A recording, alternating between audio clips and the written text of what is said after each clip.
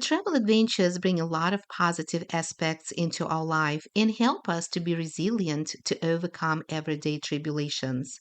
Today, we're going to have a short break from our everyday routine by visiting the island of Cozumel to discover the five best places to explore.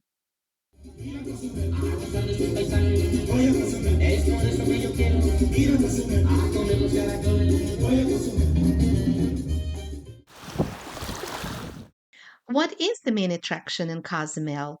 The ocean. That is why Punta Sur is number one on my list. Punta Sur is an eco park and you will have to pay a fee to enter the park. If you're planning to spend an entire day at the ocean, it will be helpful to find a good beach club. Bajo Sol is our favorite one. It's relatively small. It has a restaurant, a bar, lounge chairs, and it has its own personal cute entertainer. It doesn't matter if you choose to stay at the club or in the public areas, the beach is available for all visitors.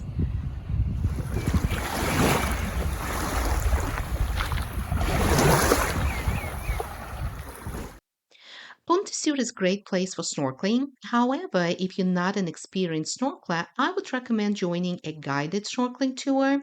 Some areas can have strong currents, and you will want to be aware of these underwater currents. Punta Sur occupies 247 acres. If you want to explore the park further, visit the lagoon. Climb to the top of the observation tower to have a great view of the surrounding areas.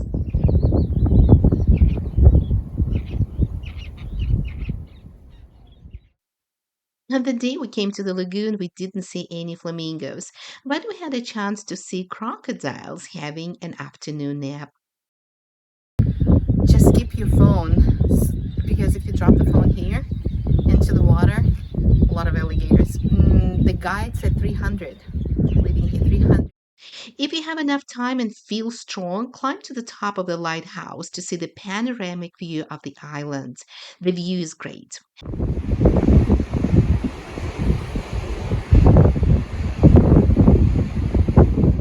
However, the staircase is narrow and steep. Watch your head. If you want to book a guided tour around Punta Sur, you will see that some tours include a visit to the Maya historical structures. There are only two of them in Punta Sur. They're small, and you may be disappointed. Instead, if you're a history lover, visit San Gervasio. San Gervasio is a great place to become familiar with the history of Cozumel. Visiting this archaeological site is a wonderful opportunity to step back in time. Historians believe that from 1200 to 1650, pilgrims came to San Gervasio from the mainland to worship the goddess Ixchel, the main deity of the island. She is the goddess of the moon, fertility, and childbirth. San Gervasio is not as well known as the famous Maya sites of Uxmal or Chichen Itza. Maybe your visit to San Gervasio will be the first step on the road to knowledge of Maya civilization, as it was for me many years ago. I keep telling my students that a journey of 1,000 miles begins with a single step.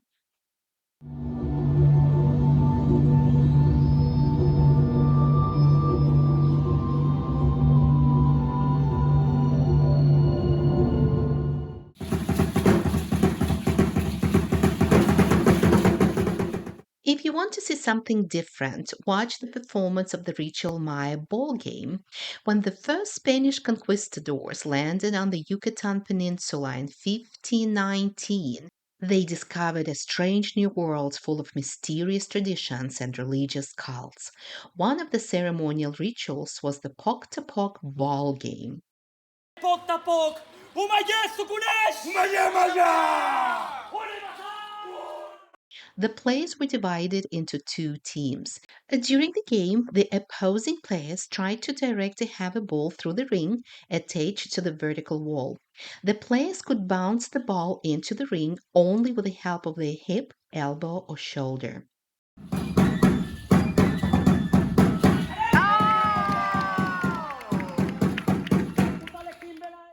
The games took place at the ball court, and this is how the real Maya ball court looks in famous Chichen Itza. As you can see, the court is huge, and the ring is so high that it is almost impossible to reach. Historians have yet to find the exact purpose of this game. They believe that it was associated with a battle between two gods, the god of life and the god of death.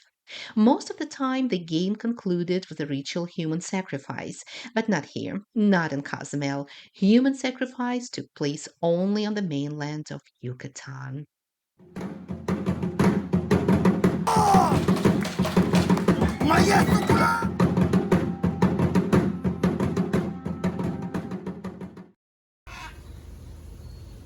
If you like chocolate, you must stop at the Maya Cacao Company. The general admission tour is the most popular one. It includes a demonstration of chocolate making techniques, tasting of freshly made tortilla with chocolate sauce, and a guided tour of the museum. Do you know that Maya traditional beverage made out of cacao beans became popular in Europe only after the Spanish invasion of Mexico in the early 16th century? Before that time, Europeans were not familiar with chocolate. The Maya named the drink cacao. The Spanish conquistadors gave a different name, hot chocolate or cocoa. As the traditional Maya drink had a bitter taste, the Europeans began to add honey to it to make it taste so wonderfully sweet. The next ingredient will be anato or achiote. Do you know that one? No. This is very popular, but I guess you feel familiar with the name paprika. Mm-hmm. The idea of that condiment is just the red color. Uno, dos, y tres.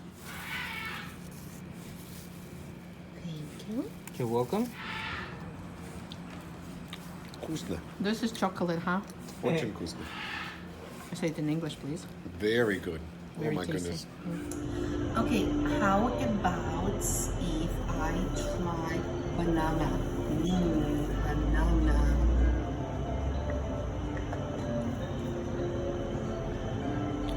Guys, I'm in heaven. It's so good. It's fantastic. It's real chocolate. I'm staying here for the rest of the day. To make your chocolate experience even more unique, enjoy a chocolate margarita. I was very skeptical about this drink, but when you're in Mexico, do as Mexicans do. This is the only place in Cozumel where you can taste the correctly prepared mixed margarita. It's so good. I'm pretty sure that after visiting this place and tasting my chocolate, you will fall under the magical spell of the true sweet taste of Cozumel.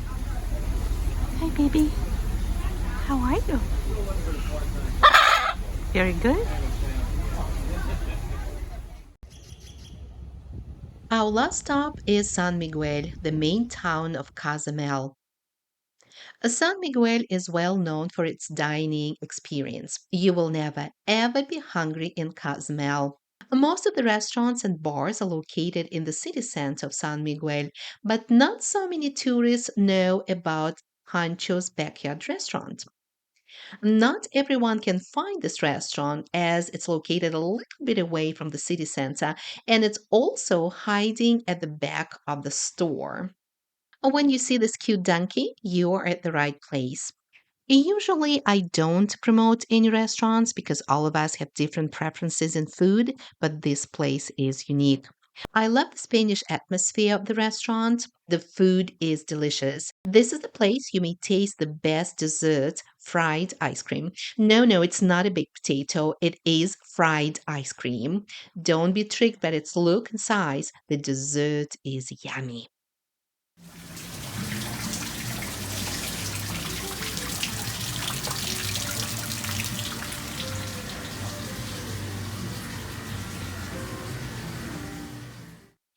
Two steps away from Pancho's backyard, you will find a lovely museum.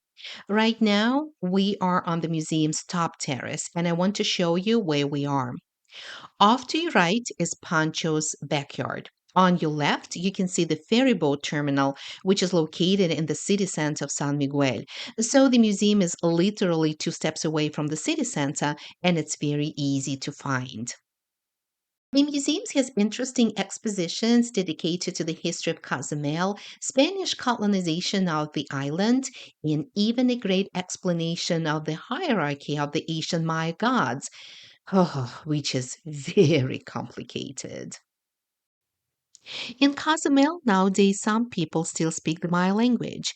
Cozumel is a part of Yucatan, and it was a Maya kingdom prior to the Spanish invasion. The Maya language is slowly dying. Out of curiosity, we tried to learn several Maya words. Ooh. So what is the kitty cat? It's a balam. Balam. Balam. Jaguar.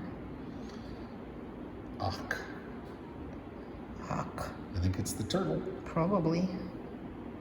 Cozumel. Cozumel. Congratulations. If you visit Cozumel in February or early March, you may watch the annual Masquerade Festival, which takes place in San Miguel. The best masquerade costumes are kept on display in the museum. San Miguel is very alive at night. As soon as the sun sets, San Miguel is ready for the nightlife to begin. If you're lucky, you might catch one of San Miguel's dancing festivals. Del sur no soy cualquiera. That's it for today, my dear travelers. I wish you to have the best time visiting Cozumel. Please support my channel by liking this video and subscribing. Thank you so much for watching today. Until next time. Lograr